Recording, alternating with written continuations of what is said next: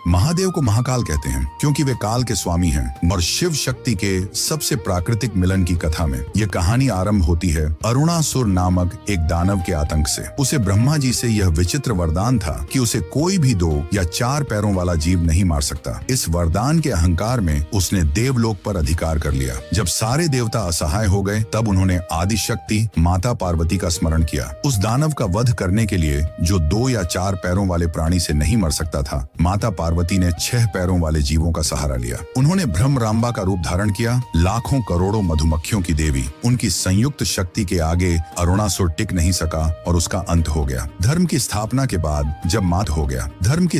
बाद जब माता पार्वती अपने शांत स्वरूप में लौटी तो उन्होंने अपने स्वामी महादेव को खोजना आरंभ किया। महादेव उन्हें कैलाश पर्वत या मंदिर में नहीं मिले, वे मिले श्री शैलम के घने वनों में अपने सबसे आदिम और शांत स्वरूप में। महादेव वहां एक विशाल अर्जुन वृक्ष के नीचे एक स्वयंभू लिंग के रूप में मौन तपस्या में लीन थे। वह वृक्ष मानो स्वयं शिव की स्थिरता का जीवंत स्तंभ था और उस स्तंभ को प्रेम से लपेटे हुए थी मल्लिका यानी चमेली की सुगंधित लताएं, जो स्वयं माता पार्वती की नैसर्गिक उपस्थिति का प्रतीक थी। अपने स्वामी के इस प्राकृतिक शांत स्वरूप को देखकर माता पार्वती ने उनकी पूजा करने के लिए एक दिव्य लीला रची। वे पुनः अपने भ्रमर यानी मधुमक्खी के रूप में प्रकट हुई। उस मधुमक्खी के रूप में वे उन चमेली के फूलों पर बैठती, उनका रसपान करती और उस मधुर गुंजन के साथ उस स्वयंभू शिवलिंग की परिक्रमा करती। उनका वह गुंजन कोई साधारण ध्वनि नहीं बल्कि नाद ब्रह्म था, सृष्टि का आदि मंत्र। यह शिव और शक्ति का सबसे शुद्ध, सबसे मौलिक मिलन था और उसी दिव्य क्षण में उस ज्योतिर्लिंग का नामकरण हुआ मल्लिकार्जुन,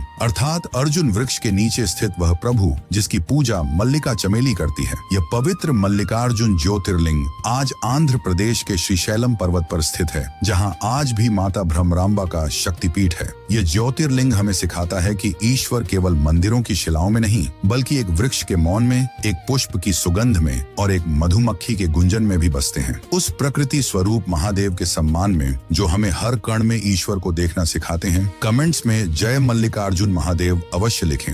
नीलकंठ कहते हैं क्योंकि उन्होंने विष पिया, पर उन्हें मल्लिकार्जुन क्यों कहते हैं? एक ऐसा नाम जिसका अर्थ है चमेली का स्वामी। इस